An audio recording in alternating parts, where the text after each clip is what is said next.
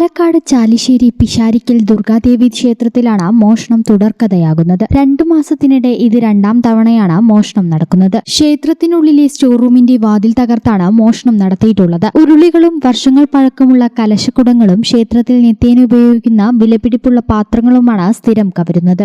ചാലിശ്ശേരി പിഷാരിക്കൽ ദുർഗാദേവി ക്ഷേത്രത്തിൽ ഇപ്പോൾ ഒരു മാസമായിട്ട് 2ാമത്തെ കളവ് നടക്കണം.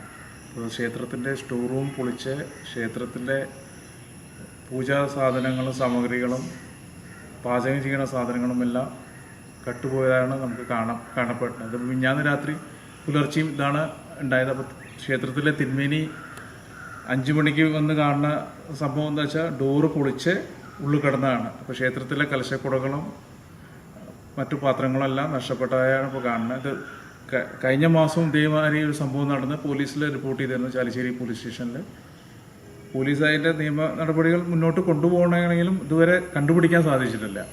ഇതിപ്പോൾ തുടർച്ചയായ ഈ ക്ഷേത്രത്തിനൊരു നഷ്ടങ്ങളായിട്ട് വന്നുകൊണ്ടിരിക്കുകയാണ്. ഇതിന് മുന്നേ ചില ഇതേമാതിരിയുള്ള കാര്യങ്ങൾ നടന്നുകൊണ്ടിരിക്കുന്നുണ്ട്. ഇതിപ്പോൾ കള്ളന്മാരാണോ ചെയ്യണത് അതോ ക്ഷേത്രത്തിനെതിരായിട്ട് ആരാണോ ചെയ്യണതെന്നും നമുക്ക് മനസ്സിലാവുന്നില്ല. ക്ഷേത്രം തുറക്കാനെത്തിയ പൂജാരിയാണ് മോഷണ വിവരം ആദ്യം അറിഞ്ഞത്. തുടർന്ന് ക്ഷേത്ര ഭാരവാഹികളെ വിവരമറിയിക്കുകയായിരുന്നു. സംഭവത്തിൽ ഭാരവാഹികൾ ചാലിശ്ശേരി പോലീസിൽ പരാതി നൽകി. പോലീസ് ക്ഷേത്രത്തിലെത്തി പരിശോധന നടത്തി അന്വേഷണം ആരംഭിച്ചിട്ടുണ്ട്. ഈ channel news Chalissery. BSc optometry ഒരു പ്രൊഫഷണൽ കോഴ്സാണ്.